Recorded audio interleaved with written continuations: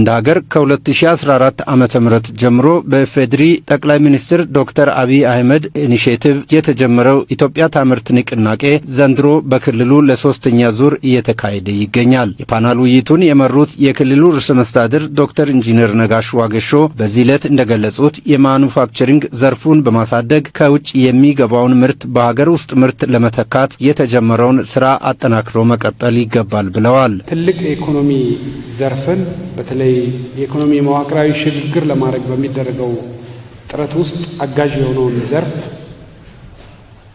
በተለያየ ደረጃ በመደገፍ ከዚህ ዘርፍ ልናገኝ የሚገባውን አቅም ማሳደግ ያስፈልጋል። የአግሮ ፕሮሴሲንግ ኢንዱስትሪ እንዲስፋፋ የሚያስችሉ እንደ መሰረተ ልማት ያሉትን የማጠናከር ስራ መስራት እንደሚገባም ነው ያነሱት።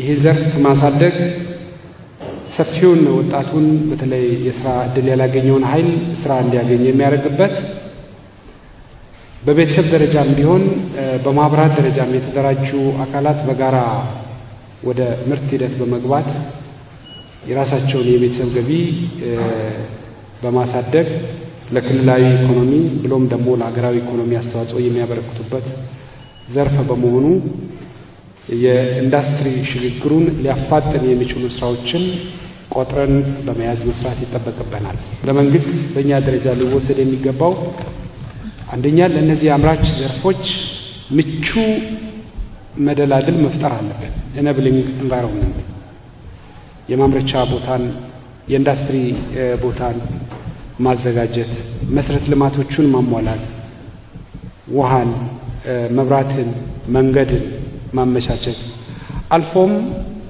ወደ ኢንዱስትሪ ወይም ወደ ማኑፋክቸሪንግ ሂደት ውስጥ በሚገቡበት ሰዓት ትልቅ ሰፊ የሆነ ፋይናንስ ይፈልጋል።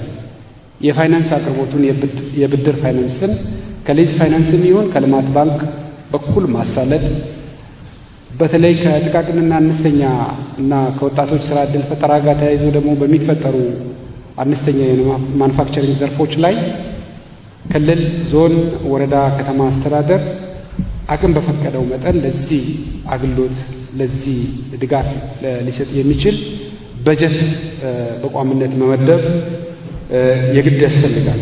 የክልሉ ኢንዱስትሪና ኢኖቬሽን ቢሮ ኃላፊ አቶ ጊዛው ጋጊያብ በበኩላቸው ንቅናቄው ከተጀመረ ወዲህ የተለያዩ ኢንዱስትሪዎች ችግራቸው ተፈቶ ወደ ስራ መግባታቸውን አንስተዋል። ንቅናቄው ከተጀመረ በኋላ እንደ ክልላችን 7 ኢንዱስትሪዎች ችግራቸው ተፈቶ ወደ ስራ እንዲገቡ የተደረገበት አግባብ ከ84 ሚሊዮን ብር በላይ የክልሉ መንግስት በኤስዲጂ በጀት መድቦ የማምረቻ ሼዶችን በሁሉም ክልሎች ከዚህም ተገንብቶ የቆሙትንም አዳዲሶችንም ገንብቶ ወደ ስራ እንዲገቡ የሚያደርግበት መንገድ ሲታይ የኢትዮጵያ ታምርት ንቅናቄ ውጤት መሆኑን መውሰድ ይቻላል።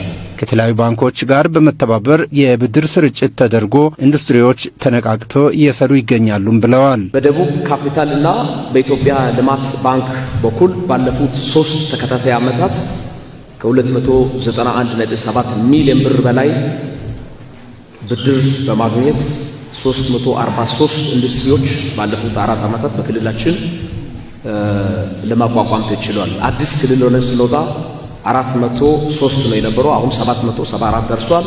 ስለዚህ ባለፉት 3 ዓመታት ውስጥ ያደረግናቸው እንቅስቃሴዎች ከፍተኛ ውጤት አምጥቷል ብሎ መውሰድ ይቻላል። አሁን የተካሄደ ባለው ሶስተኛ ዙር ኢትዮጵያ ታምርት ንቅናቄ ላይም ከ50 በላይ አምራቾች እየተሳተፉ ይገኛሉም ብለዋል። በዘንድሮ የኢትዮጵያ ታምርት ንቅናቄ ቅድም የጎበኛችሁት ላይ ከ50 በላይ አምራች ኢንዱስትሪያሊስቶች ምርታቸውን አገልግሎታቸውን ለእይታ ለማብቃት የሞከሩ ሲሆን በዚሁ ዓመት ከ3 ኢንዱስትሪያሊስቶች በላይ በህንድ ሀገር ልምድ ወስዷል አምጥቶም ተግባራዊ ያደረጉ የሚገኙበት ሁኔታ አለ። የፓናል ውይይቱ ተሳታፊዎች ላነሱት ጥያቄዎች ምላሽና ማብራሪያ የተሰጠ ሲሆን ለኢንዱስትሪያሊስቶችና በፈጠራ ስራ ተወዳድረው ላሸነፉት የገንዘብና የምስክር ወረቀት ሽልማት ተበርክቶላቸዋል።